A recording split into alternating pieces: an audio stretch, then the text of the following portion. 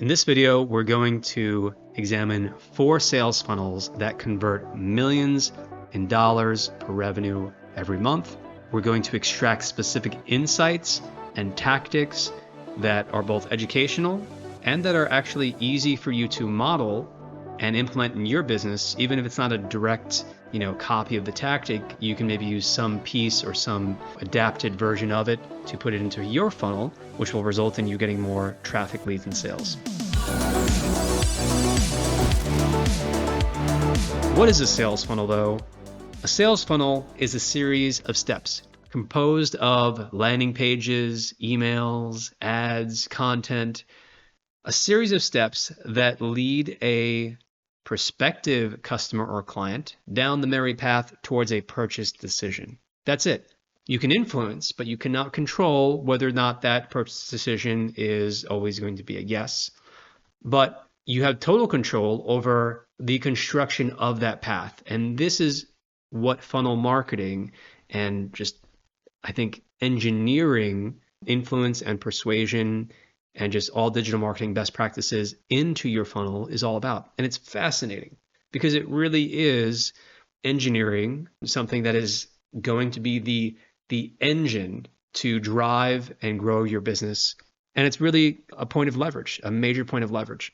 So it is very, very important that you know what a funnel is, and because you can talk about it in terms of a funnel being like the overall umbrella marketing funnel for your entire business, but you can also break it down into sub-funnels, which, depending on how you define it, you might refer to those as campaigns.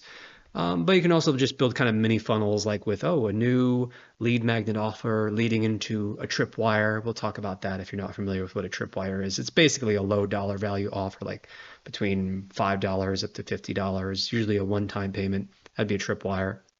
And the idea of a tripwire is to create an association between spending money and getting a little bit of value so that when you're presented with an offer to spend more money, it's more likely that you're going to want to make that because the association is already built, some trust is already built. And you say, well, I spent $50 last time. If I spend 500, perhaps I'll get a lot more value by comparison because I got some value the first time and I was happy with it. So that's what a tripwire is in a nutshell.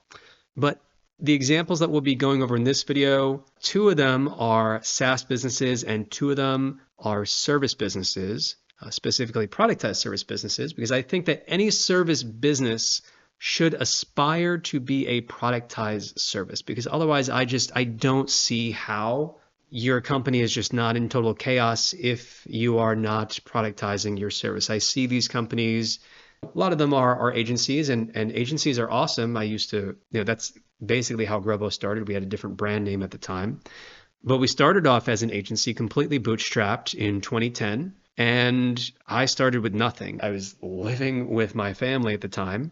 I had graduated college. I'd just come off another startup that didn't work out, was really considering getting a full-time job. I went on interviews and I just felt some part of my soul dying.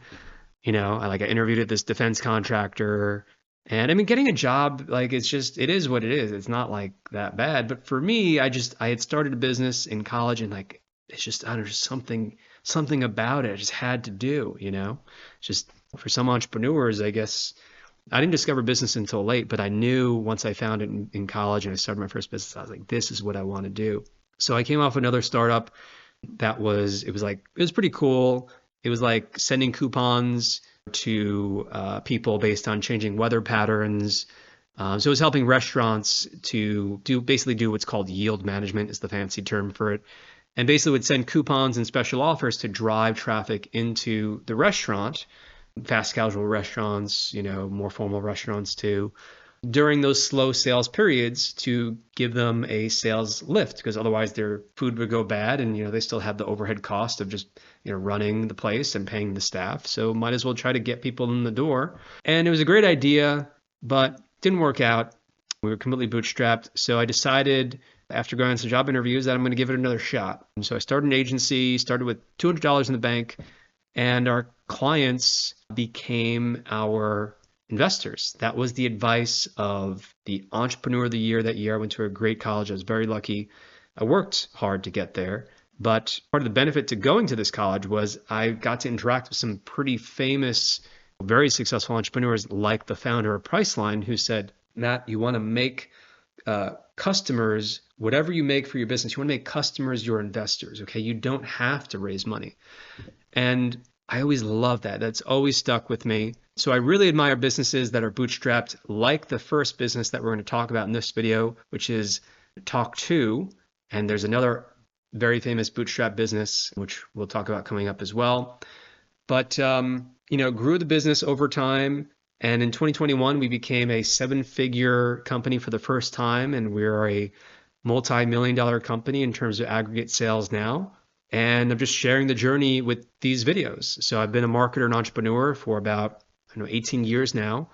And I think based on us selling millions and millions of dollars in mostly some products, we had our own info products for a while, but also services and especially productized services. I think that's why you should listen to kind of the filter and analysis that I'm going to give you for each of the funnels that we're about to go through here. All right. So let's look at Talk2, TAWK.TO. I don't know if they have the .com, but you can go check it out. Maybe they have the .com and they redirect. But Talk2 is a really interesting, really cool business. I really admire it because to my knowledge, they are bootstrapped, and I think it's a solo founder, which is really, really rare.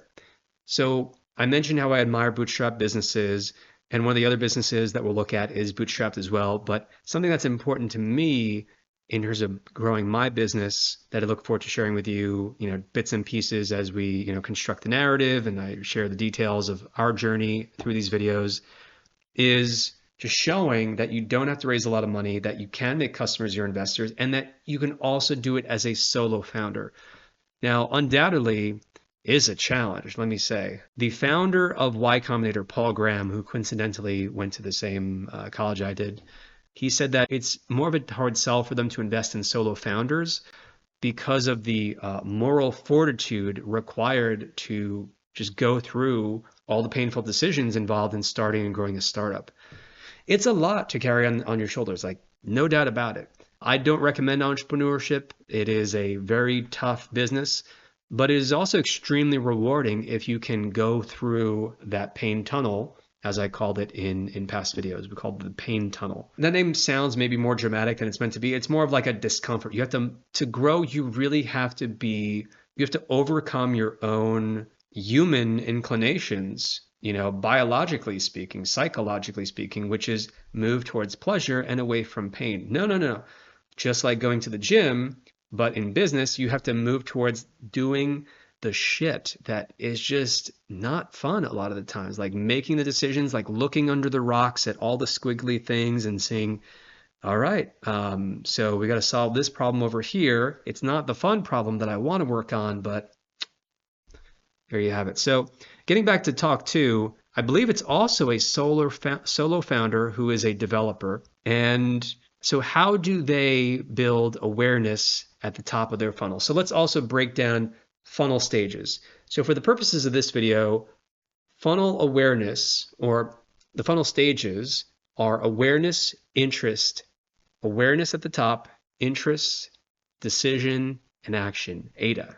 Awareness, interest, decision, and action. Now you could get more nuanced with how you construct a funnel.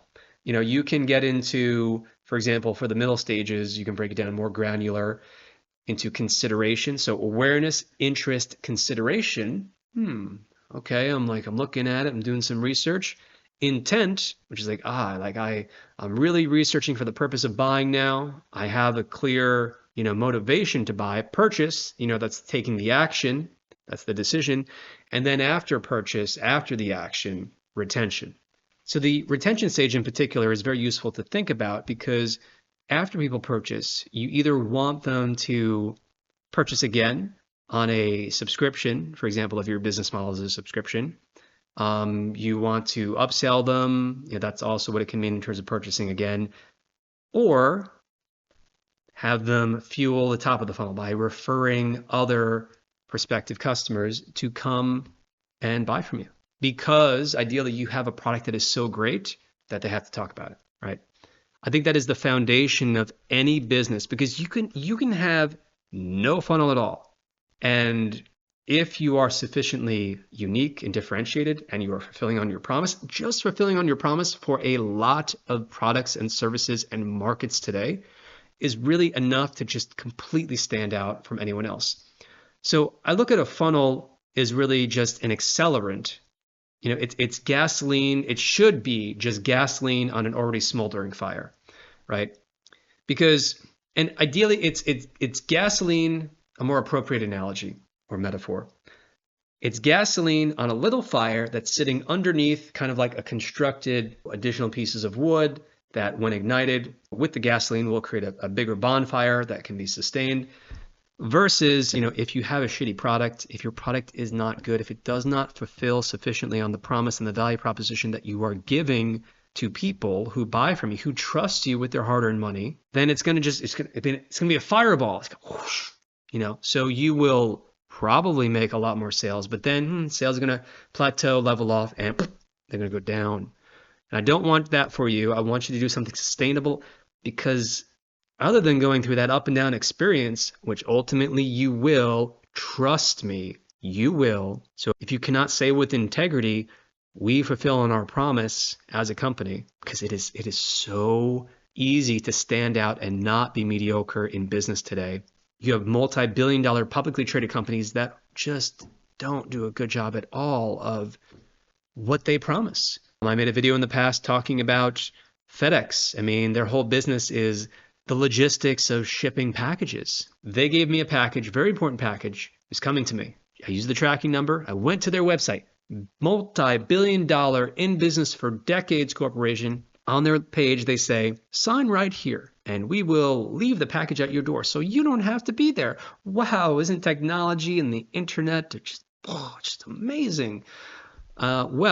Signed it, and I left, and they didn't leave the package. You call up, oh, I don't know what happened. It's you got two different people telling you two different things, and you have just a million examples of that in terms of everyday life. So it is very, very easy to stand out as a business. So just focus typically on doing one thing really well. I think earlier in the video, I was saying about how I think any service business should aspire to be a product as service business, because you're going to satisfy your customers that much more. And agencies, which I love and are great, and many of them are our clients, if you don't have some sort of a systemized, packaged routine of how you deliver your various services, again, it's going to be a constant running around like your hair is on fire, and I don't want that for you. I want you to have a business that provides you just a wonderful life and just happiness in terms of running it. And the best way to do that is through productizing and through selling a product that is really good. And the funnel is just going to be gasoline on the little fire that builds into a bonfire that is sustained, and you can add more wood and you can make it bigger and bigger and bigger, right? Rather than just a fireball. This is temporary. So that's a little bit about retention and other ways that you can deconstruct the funnel. For talk 2, we're going to start with the awareness stage, work our way down to interest, decision, and action. So in terms of awareness, they're building awareness through their blog, of course. And they've got, some social media profiles set up. And they have some word of mouth too. But the biggest thing and the most unique thing that I admire about their business model is that they are viral. So they have this widget, because what do they sell? They sell basically live chat. So they have software for live chat. It's free. It's a freemium model. Okay. And they have, so you can sign up for free. You don't have to pay a monthly subscription. I believe that they are the most popular. They have some stats on their website showing that they are the most popular, most well-known. Let's see if I can find that here. So they entered the market late. They have 20% market share, which is more than anyone else in terms of live chat. More than Zendesk, more than Facebook, more than live chat, Tidio, Intercom, Zoho, PureChat, Drift, Olark. It's pretty great. And again, their business model is freemium, meaning it's free. They give a complete suite of features, you embed it on your website. But it's viral because on the chat widget, it says powered, something like powered by Talk2. We actually use them on our website too, and it's pretty good. And we pay for it though, so we remove, the powered by Talk2 option. And that's one reason why you would pay. But they also have other products that they keep adding on, such as, the easiest would be, other than upselling in terms of their SaaS to, get rid of the and white label, remove the powered by option. Other than that, they have live chat agents who can answer questions based on a script that you give them. And they also have other options like AI Assist, which is kind of like an automated chatbot, if you will. But that's the top of their funnel. And again, the viral aspect, it's like the marketing is built into the product. I love it. It's great. Now, in terms of interest, the next stage, offering a completely free live chat solution to attract users interested in enhancing their customer support. So as I said, it's freemium, it's free to sign up. You get immediate access, no credit card details are required, and they've got some social proof as well. I kind of love the feel of their site. It feels very kind of built, like startup websites. You can just kind of tell when they are startups in a good way, because sometimes you can tell when in a bad way, but there's just kind of more of a unique flavor to them. It's a little more like, okay, this was built by a person. Like, for example, if you go to their Why Free page, they have like a little kind of cartoony image of the founder. It's kind of fun. And it just feels like different. It feels authentic. Like, again, person or people put this together.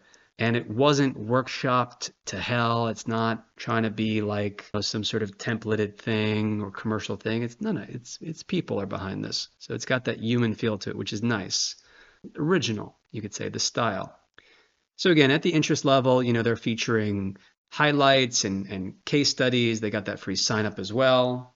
So what proof do you need other than signing up and trying it for yourself? It's absolutely free, and they really emphasize that. I imagine because a lot of people are skeptical. Oh, if I embed this, are you going to kind of try to pull the rug out from underneath me after I sign up? Then you're gonna charge me after I did it? So no, it's completely free, and that's, I think, excellent to really emphasize that. In terms of the decision stage, providing optional paid services like chat agents and widget customization, like removing the powered by line and link on there. And the paid services are, hiring agents. So again, like, you're considering this when you are within the app. So it's kind of like a big part of the funnel is actually happening within the product. That's kind of the nature of freemium.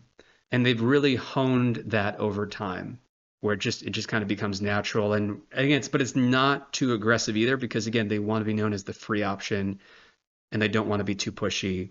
And they do a good job of striking that balance. And finally, action. So within the application and through their landing pages, encouraging upgrades through targeted emails and in-app notifications.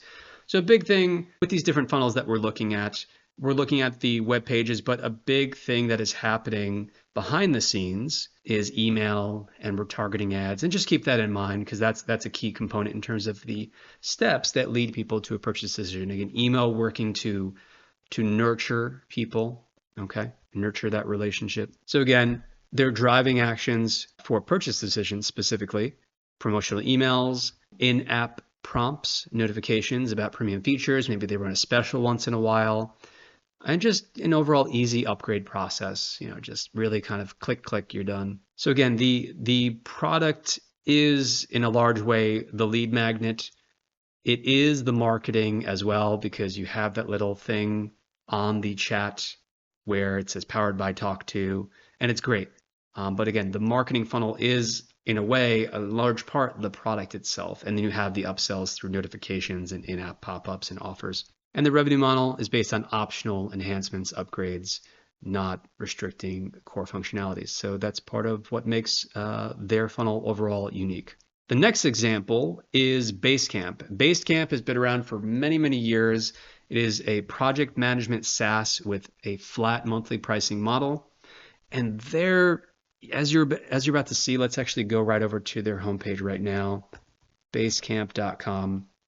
I love the design of this website. They have gone through many iterations over the years, but I think they have really, really dialed in something special with how they construct this, and they keep getting better. I imagine and I hope and I assume that they are A/B testing this. You would assume that they have enough traffic to. But in a way, a kind of a cool part of their marketing is the positioning in the market. They're kind of contrarian. they're very pro bootstrapped. So again, they started out as an agency. They built a project management tool to solve their own problem, and they did an excellent job of marketing themselves. And it's kind of like you're not just buying the product, you're buying the brand. Okay. And what is their brand about? And because this is a unique standout competitive advantage that makes them different from other companies. This is the story that people tell, just like I'm telling you right now, that I wouldn't say about Asana. I mean, I'm sure Asana has its own story and founders, right? And Monday.com, and just hundreds and hundreds of other project management tools. With Basecamp, though, the founders have been doing their own podcasts and blogs and interviews on third-party podcasts for a long time. They talk about bootstrapping as a topic that they just in general are passionate about. They rail against the negative and downside aspects of a venture capital. A venture capital, as they express it, is like steroids to a business. And it's just like, just stick it in, you get the needle, you inject it. And just like drugs, it's going to juice you up, man. And you're going to work like hell for a few years. And then, thanks in part to the connections of the VCs in the market, maybe you go public or you sell. But what value is really created in the end through acquisition or through going public? And is it really sustainable value?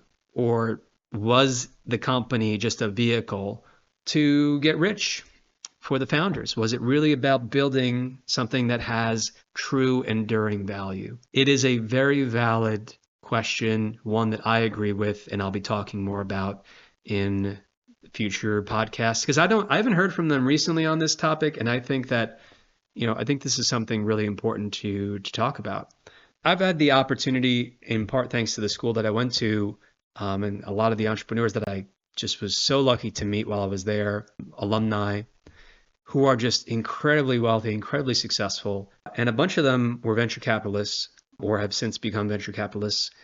And it would be easy to raise money, and I've been tempted at certain moments in my journey to do that, but no, it's too philosophically important to me, similar to Basecamp, that I want to show people. It's important to me to show people, no, you can be ultimately a multi-billion-dollar company. That's what we're building, a multi-billion-dollar company. All right. And you can do it from scratch. You just have to work hard and make smart, good decisions. But anyway, getting back to Basecamp, that's a big part of their story, is how they became, and just coming out with other things that they really care about, that just, they just really authentically care about. For example, they have at the top of their funnel, again, the awareness stage. Basecamp increases awareness via content marketing, thought leadership. All right, that's a good label to put on it. Thought leadership and strong social media presence. So sometimes, the founders are kind of going at it and they say controversial things. David Heinemeier Hansen can be quite vocal on Twitter. Twitter's just a battle zone a lot of the time. I mean, it's a useful tool platform as well for news and whatnot. But they have a great book such as Rework. Big fan of that. Doesn't Have to Be Crazy at Work is another book that they've written. Blog content where they, write essays. I think they would call them essays. And of course, the podcast interviews that they do, both, I think, on their website and on other third-party podcasts. And then, of course, you have their homepage. Let's just kind of scroll their homepage and take it in for a second. All right, let's just do this. Refreshingly simple project management. 4 words. 4 words. Okay. Basecamp is the project management platform that helps small businesses move faster and make more progress than they ever thought possible. And they have a history of A/B testing, so you can say with confidence that they've A/B tested this to the current level of perfection they have. And it's interesting. They had this little cartoon, very kind of simple. Simplicity in a lot of ways can be very, very persuasive. Notice there's not really structure on the page. It's just kind of like, it just kind of is. Right? It's not overwhelming. The characters don't even have eyes. It's so simple. And one says, as we're growing, we're losing control. How are you managing projects? Tried lots of stuff, says the other person, but kept coming back to Basecamp. It's simply better. Call to action stands out reasonably well. I mean, there's nothing else too green on the page. So again, that's important for your calls to action. You need them to stand out. They should be something that creates a high contrast and is very large and visible on the page. So it's not screaming off the page, but it's clear enough. Try it free, enjoy work more. Interesting. They're selling enjoyment, selling a feeling, an emotion, not just the practical, tactical benefits of using their project management tool here. Leave the grind behind. Glide through projects instead. It's a struggle to juggle. It rhymes. It's a struggle to juggle. Again, instead of a little bit musical, that's probably intentional. Things that rhyme are more likely to be perceived as true and are more memorable, says research. And me. I mean, just as a human who's alive, you probably agree. It's a struggle to juggle projects, people, clients, deadlines, and expectations, especially when you're the underdog. Again, I think that was the thing I wanted to tell you. They position themselves as the underdog. Great marketing, great framing. It's beautiful. And the way that they've achieved that is just like a work of art itself. They even link to this. Let's see, underdogs. They have a page called Underdogs. We stand with the underdogs. Beautiful, beautiful. This is them selling their brand. And as far as I know, I have no reason to think otherwise. It is authentic, right? This is what they believe. But again, it's tactical in nature, and they thought of this like, oh, let's put this on our page. We stand with the underdogs. Freelancer, underfunded nonprofit, or small team feeling stuck in a large enterprise, startup battling established competitors. You're our people. Nice. And it's kind of presented like a letter, and it is presented like a letter with a signature by the co-founder, Jason Fried, co-founder CEO. Very nice. Lots of social proof badges here at the bottom. They have another link for why we built Basecamp. Excellent. It's different. You can see how this is different, right? And all of their pages are like this. It feels like, again, similar to Talk 2. It's a completely different vibe. It's a different style. But it is a refined style that is just original to this company, right? And they're not trying to appeal to everyone. And it has this like emotional resonance, especially if you are one of those underdogs that they are targeting. Not to say that, they don't work with big businesses. Not everything under the sun, just the stuff to get things done. Rhyming. See that? It's absolutely deliberate. Not everything under the sun, just the stuff to get things done. It's great. Great. These little kind of feature vignettes, I guess you could call them, which show pop-ups, and this is also fantastic. You can see the product. This is actually new. I haven't seen this recently. You can see the product almost as if you were already logged in. It's like a nice big image of the user interface. So they're helping you to think past the sale to the point where you're already using it, and explaining and educating you on how it works. With the timesheet add-on, you can track time directly in Basecamp. No spreadsheets required. Nice. Very cool. You can switch to other screenshots here, to-dos, add a door, as they call it. Door is also, visual language, so smart on their part. And they talk about their company. Company is part of the product that you're buying into. 24 years in business, profitable, financially responsible, zero debt, privately held, and built to stay, not exit. And again, they are putting a stake in the ground. It's been said that part of Steve Jobs and what he did well or effectively with his team to motivate them, other than yelling at them and just being a little bit of a terror in the office in the early years there, the first time that he was the CEO, before they fired him. I don't know if he changed and was completely different the second time or what, but he drove a stake in the ground. He said, IBM, Big Blue is the enemy, all right? And we are pirates, damn it. We are pirates. We are the underdogs. Even though, again, they were a very successful and more so company, throughout the late 70s and 80s. And he got just amazing output from some really capable people. But again, part of that positioning was the competitors are stodgy, they're old, they're broken, they have this old system, and it's like Big Brother. It's like 1984. And they had that famous commercial, 1984 won't feel like 1984 when we introduce Macintosh. Go back and watch that commercial. It's worth it. Because again, That was all about branding. It was all about positioning. You could have a PC from IBM or a bunch of different companies, or you could have Apple. It's in its own category, carved out its own category. Brilliant marketing. That is exactly what you want to do, especially in a crowded market like project management. There are hundreds of project management tools. Basecamp stands out. Their brand, you can't copy brand. You can't copy brand. That's why brand potentially is maybe one of the best advantages that you can build for your company long term. So think about like, what is it that you stand for? What makes you different, and how do you position against other companies? Because project management software, it's a commodity online almost at this point. All right, so that is more or less their homepage, and you get a sense for what their other pages would look like. If you want me to kind of do a more in-depth walkthrough of some of their landing pages, you let me know. Maybe I'll do a follow-up video.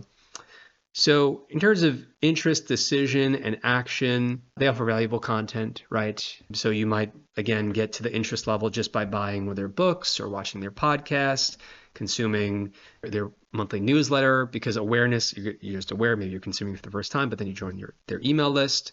And then they have a free trial, all right? So they're offering a free trial to engage potential users who can turn into customers. No credit card required. You can try Basecamp completely free. They have guides and tutorials to help you get onboarded, live demos and QA sessions. Again, kind of nurturing. And in terms of the decision, what they want to show you, I think kind of like interest and decision are bleeding together a little bit here. I think signing up for the trial would actually probably be closer to decision, and emphasizing simplicity, customer testimonials, clear benefits, that would be more at the interest level. So let's just kind of flip these two around. Yeah, so the customer stories, highlighting how Basecamp differs from competitors, comparison charts, that is at the interest stage. And then the decision stage is free trial, no credit card required, guides, tutorials, onboarding, live demos, Q&A sessions. Onboarding for SaaS businesses is really underrated in terms of overall, impact that it can have. Easy to upgrade, flat pricing, one plan for all features, and they, right on their pricing page, they compare themselves to competitors. That honestly, that takes guts, balls, whatever you want to call it. I think it's awesome. Let me show you what I mean. So we go to the pricing page. Pricing and sign up is their main call to action. It's great. So save big with Basecamp. Boom. They put their competitors and their logos on their freaking pricing page and say, you can pay all of this for just 20 users over $630 a month, or you can pay $300 a month for unlimited users. I mean, especially for larger businesses, that's a great contrast to draw. It's great. Wonderful. I really admire, and I think you should too, the level of persuasion going on with their website and with their brand. It's just an absolute masterclass by itself. I could talk about their website and their funnel all day. So Basecamp focuses on, project management that is refreshingly simple, as they call it, reducing complexity both in their product and their pricing, because they don't charge, on a per seat, per account basis, per user, and they are appealing to users who are overwhelmed by other tools. The flat pricing model eliminates confusion and aids in the decision-making process. A lot of businesses, maybe your business in general, say, oh, we are simpler. That's what we're going for, simplicity. But are you really? I mean, at this level, it feels simple. The presentation, the design, it's so deliberate, and it feels simple. Go check it out for yourself after this video. The next company that I like to go over the funnel with is one that I know quite well. It is this company, Grobo.com. And I like to tell you about how the funnel works because unlike the first two examples, Basecamp and Talk2, which are productized service companies, rather are SaaS companies, Grobo is a productized service company. And so is the final example coming up after this.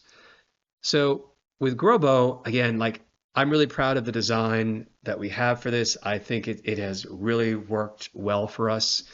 And I mean, again, this is the engine of our business. And I share this just to basically transparently establish credibility. So you know that I'm not just, doing this for advertising, although it's great if you know someone or if you are a business owner, you want to consider working with us and becoming a client in the future. Awesome.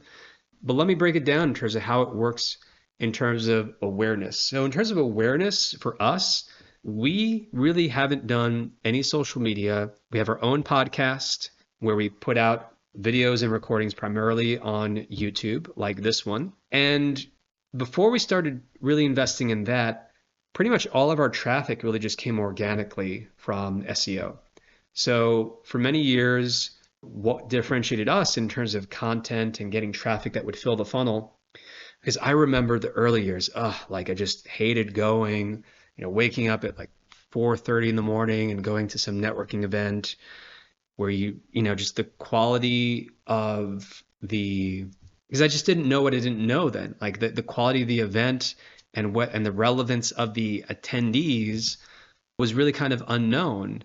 And you would go there and like everyone, like half the people are selling insurance or real estate. And you're like, okay, I don't know if I can help you, blah, blah, blah. But again, those were early days. But from going through the discomfort of that, I realized, and this is part of why we became a digital marketing company. Again, I was just solving my own problem because we actually started as a web design company. I mean, I remember super clever. I thought it was just so kind of like, I don't know, that was cool in its simplicity. The tagline was great web design, right? Great web design. And I don't know, I think it could have worked excellent, but I wanted us to go a bit bigger and a bit broader. And so we got into digital marketing. And I knew that I didn't want to be relying on networking events and word of mouth referrals, which would come in, but they'd be up and down to be reliable, especially in those early years where you don't have a brand and you don't know about lead generation and selling. So I said, okay, I think that there's some sort of way to engineer a solution to this.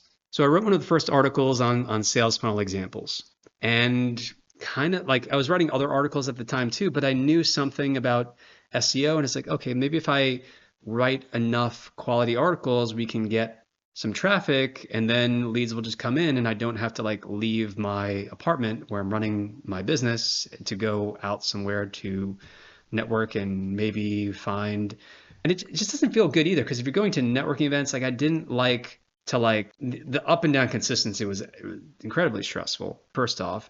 But then two, like you don't want to be transactional with people. Like I'm a people person. Like I like to kind of find one person or two people and just kind of focus on getting to know them in a genuine way.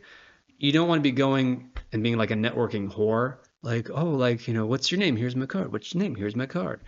I never did that, but there was pressure to do that in order to just pay the bills when you're a startup and you're bootstrapped and you're worried about where's your next revenue coming from? Where's your next sale coming from? You don't know. You got to pay rent though. So we built up our traffic just by consistently writing articles. And I wrote so many articles. And I think part of what helped us to stand out was that the articles were just so detailed and in depth that Google just like sent us a ton of traffic for people searching to learn about sales funnels and other related topics in digital marketing. And we just kind of grew and grew and grew based off of that. And so when we engineered the business over time, like in 2015, and then launched again in 2017 and launched again in 2019, each time kind of refining the business model, making it more and more productized, more and more sort of aligned with the market and what kind of reading between the lines in terms of what the market really wanted, raising prices as well, finding that sweet spot. In 2020, the end of 2020 to 2021, the time had come and we just took off like a rocket. Everything in our funnel just really lined up. And it was really just kind of an iterative process. I think looking back, knowing what I know now, could have compressed all of that into a matter of months, I think, instead of years, but hindsight's always 2020. And so, yeah, the business took off. We crossed seven figures for the first time in 2021. And, in aggregate sales today, we are a multi-million-dollar company on our way to, and sharing the journey with you here, on our way to $3 million annual recurring revenue. So that's a bit about our funnel in terms of the awareness. So we're getting a lot of awareness through SEO, just traffic organically coming into the site. We do get some word of mouth, but in terms of like overall volume that we can measure, like through Google Analytics, for example, most of it is coming from SEO and other sites linking to us. Do some podcasts, was interviewed on Mixergy, for example, and other podcasts. And if you're interested in doing an interview, let me know. I'm happy to come on and be interviewed on your podcast, most likely. So in terms of the next layer in the funnel, interest, that's where people have typically opted into our email list, okay? And I want to show you something that we have this, I think this is kind of a good tactical rule for you to keep in mind. It's called the every page rule. The every page rule says that every page on your website should be treated as if it is a landing page. Because what is a landing page? A landing page has some copy and a clear call to action to drive people to that next step in your funnel, right? So for example, on one of our popular blog articles and across most of our blog articles, you can see, we have some share buttons over here, but we also have some subtle calls to action like baked into, for example, the byline here, where people can opt in to get more information about the posts. We have calls to action on the right sidebar, some about information as well. The navigation follows people down the page, and another invite over here inviting people to learn more, join the newsletter. And let's see, there's others calls to action to move people into the decision stage. So for example, you can see how long the article is as well, obviously. Again, this is part of what differentiated us. The Google algorithm keeps changing, and so we may be shortening some of these long form pieces of content. But you can see we're directing people in some cases to a lead magnet, 29 examples, which is kind of like a brochure for our done-for-you productized service. And that is more or less awareness, interest. Okay, so someone is on the email list and they're going to be nurtured over time.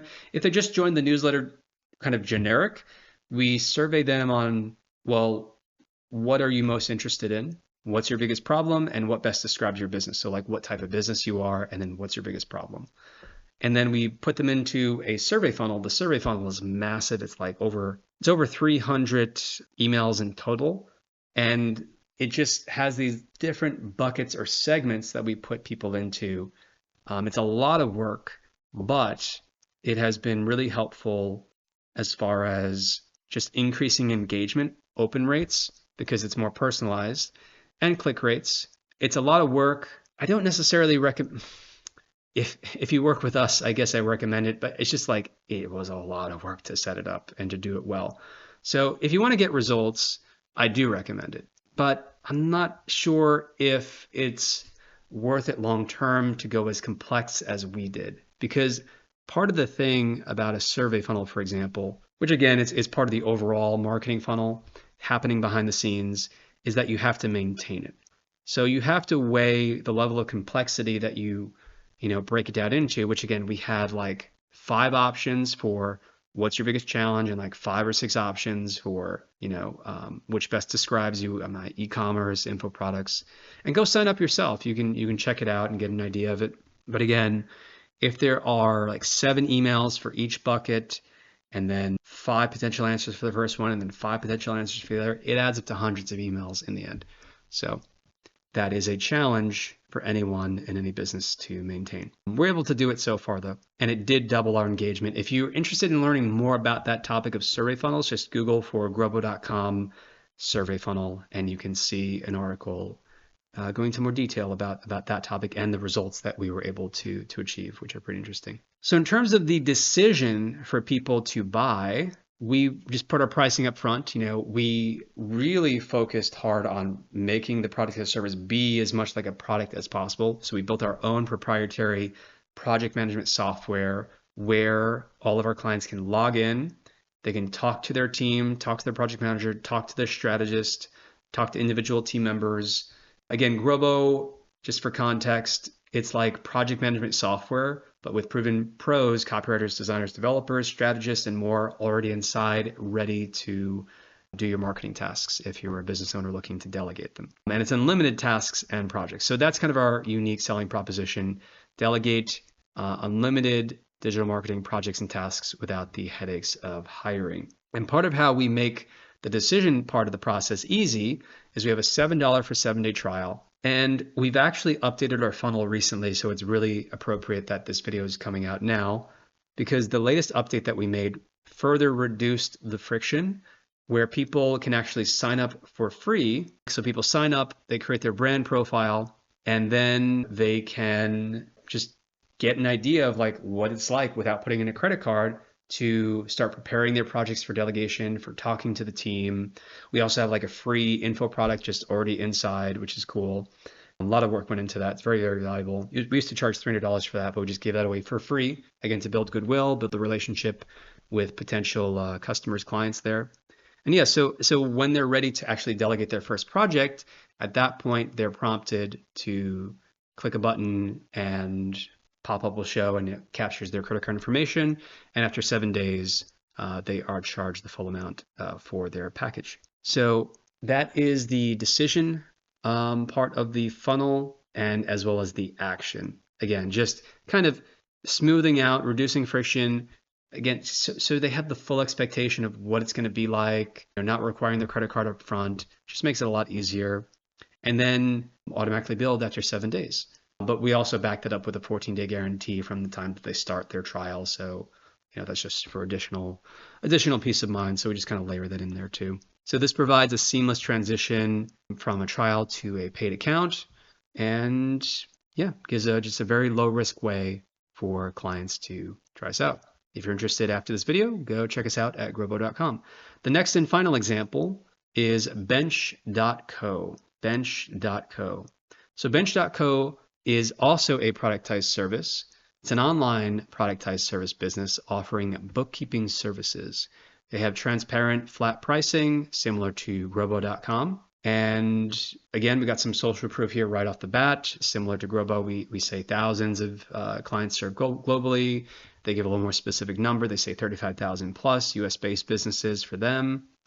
And that's probably more relevant for the target market they're going after. They're not looking to serve the global market, just US-based businesses.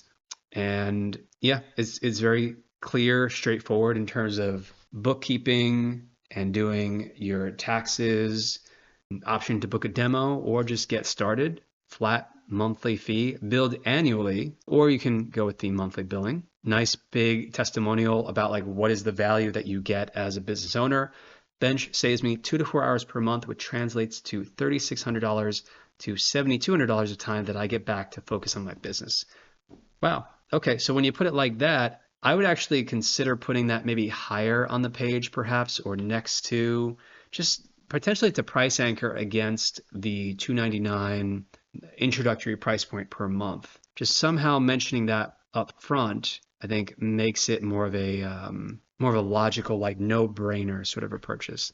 Instead, their headline on their homepage is accurate financials, total peace of mind. But let's step back for a second. Let's go through the stages. Awareness. So bench.co raises awareness, so people like find out that they're in business, they exist, that they have a brand and a business and an offer. Raises awareness through content marketing, SEO optimized articles, similar to Grobo so far, social media engagement. Again, we never really invested in social media. We're starting to do more of it slowly. I think it's like really an untapped channel for us, but we're kind of tiptoeing our way into it just because SEO and then YouTube have actually been working the best for us. So we're just kind of more focused on that for the most part. And partnerships with financial platforms. All right. So for example, blog content provides valuable insights on bookkeeping, taxes, and small business finance. We can go to their blog. I like that they have more or less a consistent aesthetic feel across all of their visuals. It just translates to, okay, this is a professional, thoughtful business. And you won't find any typos on this page. You'll find that the copy just flows. On a lot of small business and startup websites, you'll see typos and the copy is unclear and it doesn't flow. And this is why people don't buy. It's not just about the structure of the funnel where you have, the pages and then the next page and then the upsell and the tripwire and the, automated email marketing. It's not just all about those tactics. It is, if you're catching on to any of the patterns here at all, I want you to catch on to this one. It is the substance that I think matters more than anything. And by substance, it is the words you use. And if you really want to go to level 11 out of 10, it is a feeling that comes through your website and your brand in terms of every word choice and every little design decision. All right.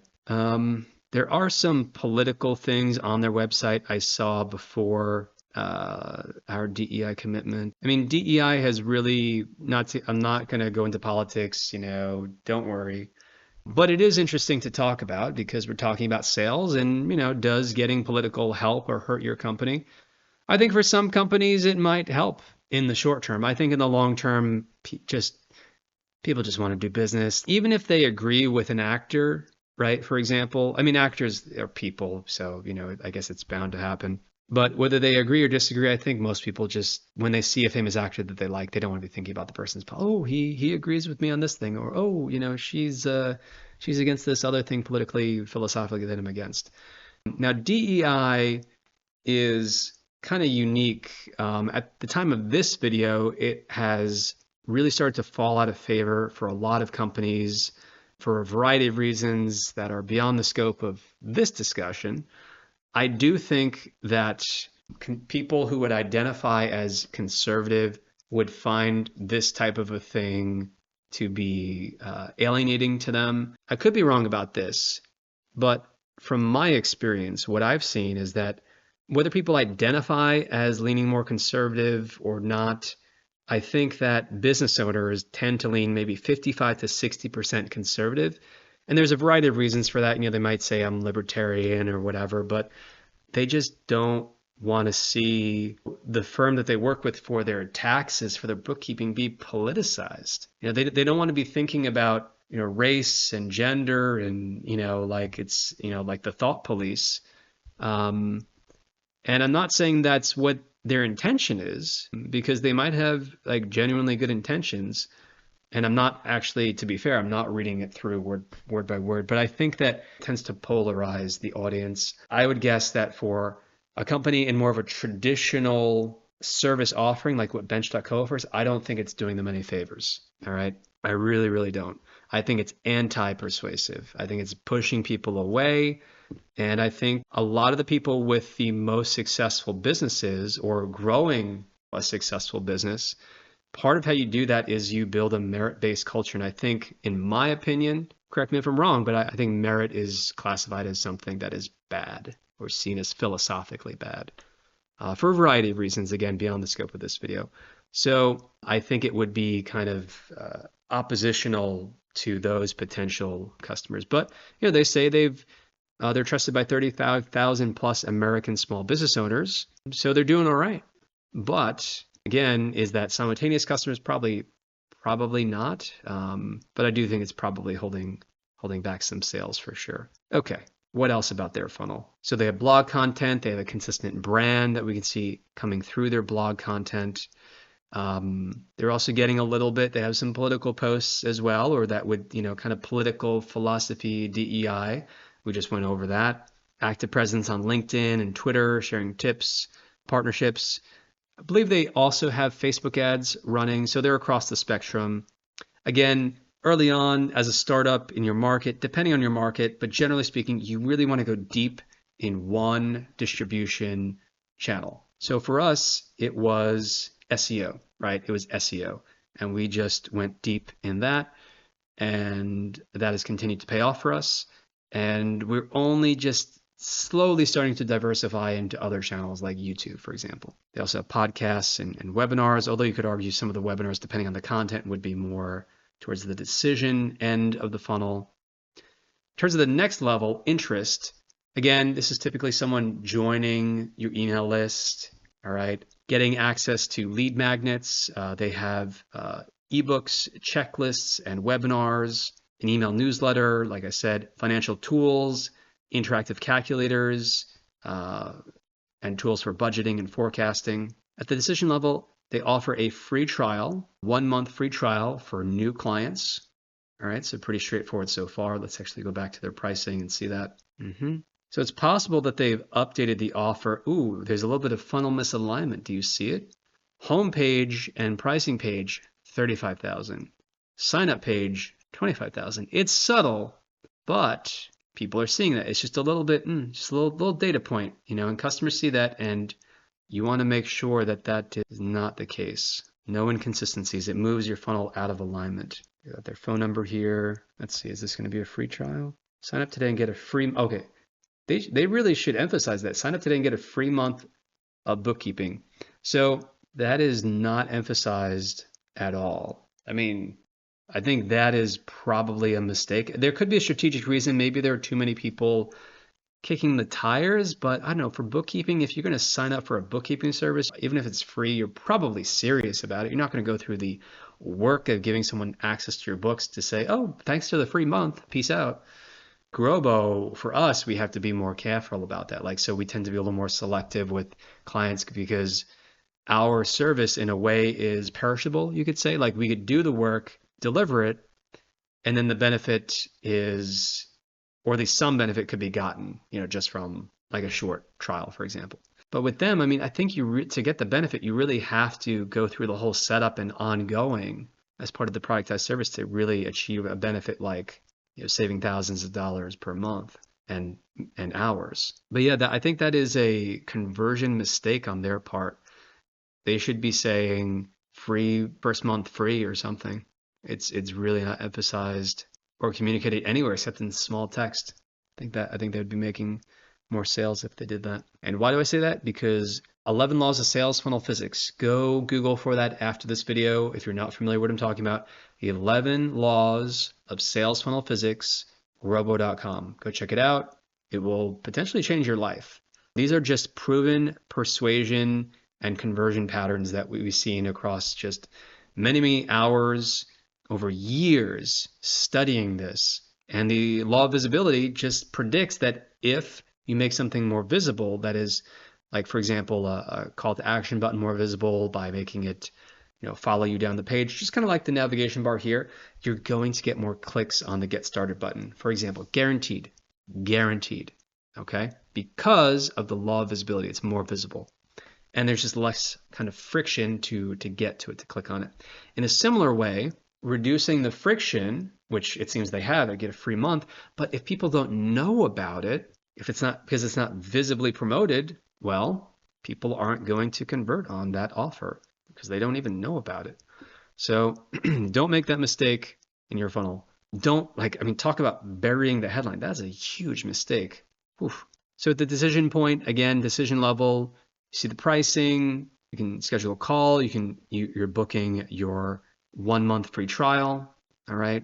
You can also see lots of social proof, customer stories. For our business as a productized service, offering both the call and or the option of just signing up, because some people just want to sign up and get to work online. Other people want to talk, before, just for a comfort level. And, we've seen both work. It's the easy sign up process at the action stage. They're simplifying the onboarding process with easy sign up, dedicated support, satisfaction guarantee. Let's see, do we have a satisfaction? They may have updated their funnel recently, it looks like here. Let's just actually fill this out. Okay, so you tell them about their business. Just clicking random things here. Lars, onboarding specialist. Interesting. Okay, that's kind of personalizing it, I guess. I mean, Lars isn't really doing much. He's just standing there, smiling, looking at me. You remember how I told you how easy it is to just like win in business? Exhibit A, I don't know if the screen share that's recording this right now will capture this, but I just signed up and LastPass is just in the way. And it's frozen. The widget just literally froze on the screen. And it's just like, this company is a billion-dollar company and they kind of suck in terms of user experience. It's slow, it's buggy. This is saving all of our passwords. It's insane. I mean, you probably use LastPass or something like it.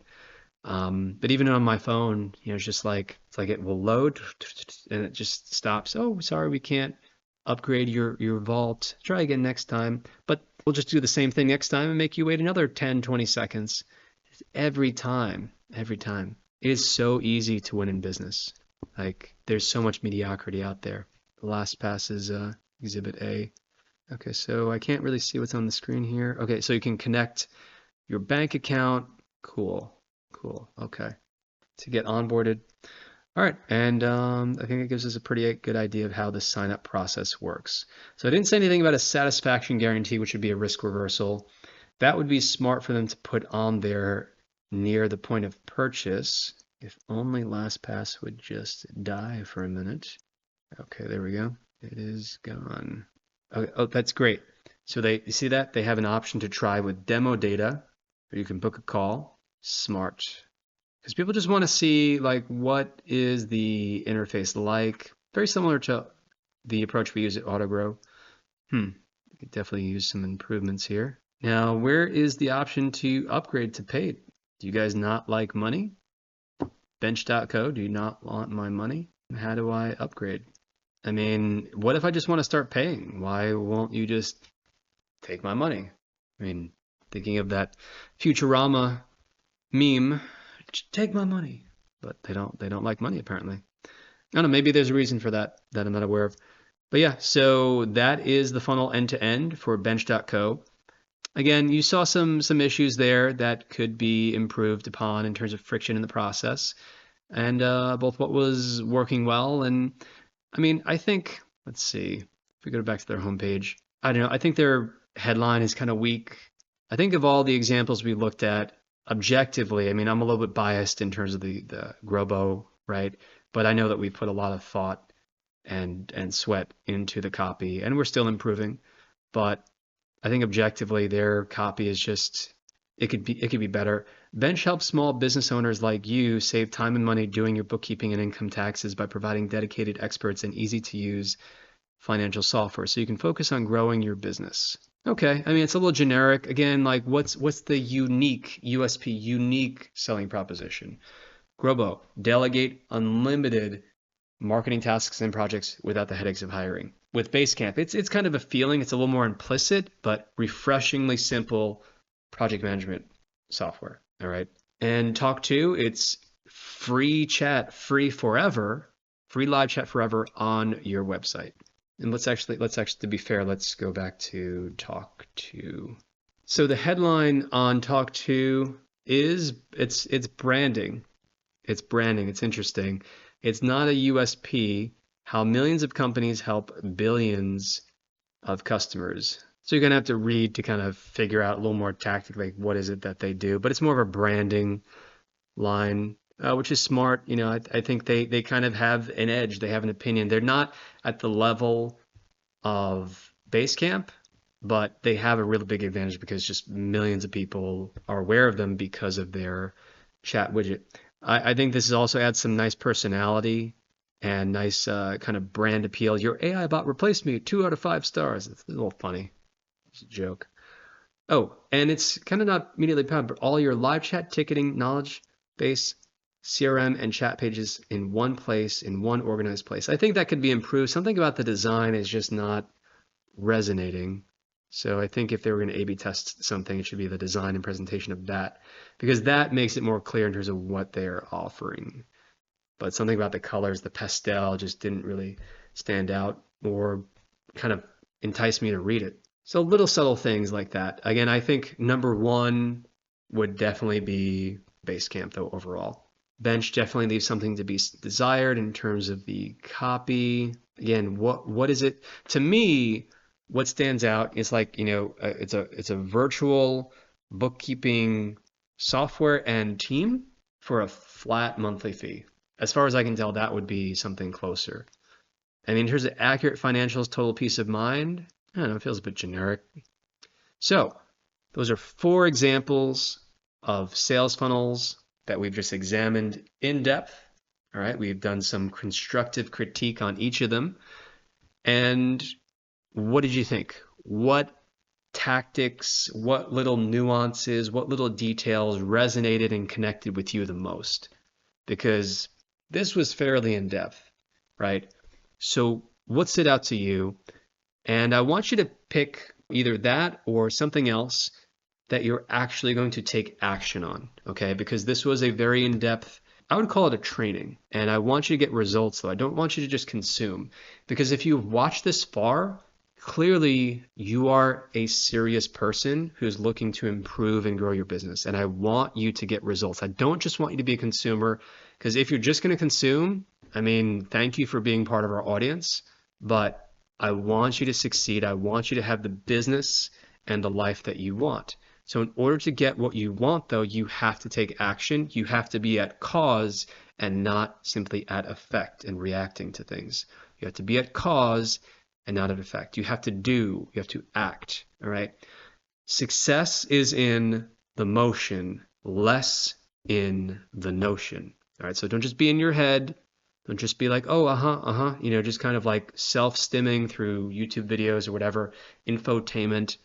I understand, but what is one thing? Just pick one from this video, write it down, go get a pen, and just write it down on your phone, fine, text it to yourself, or write it down that you will apply. Because when you take action, you are much more likely to get results.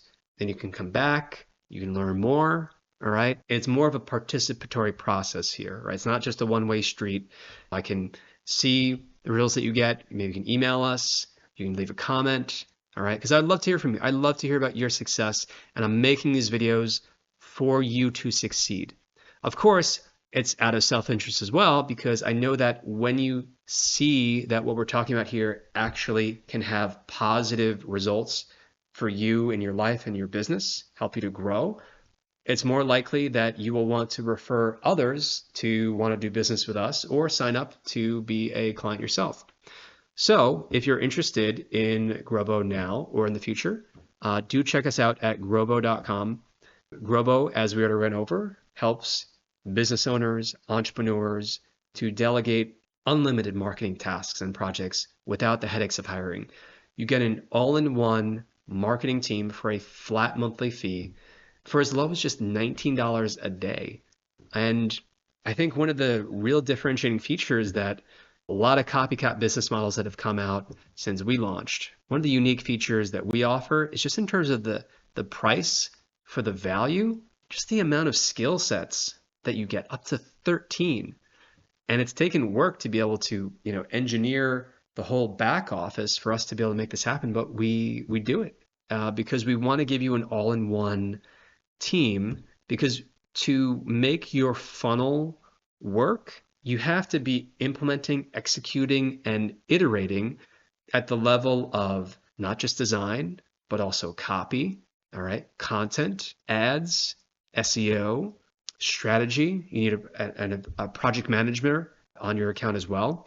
So Grobo is like project management software, but with proven pros, copywriters, designers, developers, video motion graphics, strategists, and more inside. So it's an amazing value. It's unique. We're one of the kind of first, as far as I know, one of the first ever productized services when we launched years ago, and we've just gotten better and better. And it's a great value. So check it out. You can sign up for free. There's also a great info product we used to charge $300 for that you can get access to when you sign up. And book a call if you have questions, and let's chat. Let's see if it's a good fit for your business. And we'd love to help you grow. So look forward to working with you if you're at the stage where it makes sense. But do take action in either case, either by delegating to your Grobo team or taking action yourself. And I will see you in the next video. So as always, keep Groboing and stay focused. I'll see you in the next video. Peace.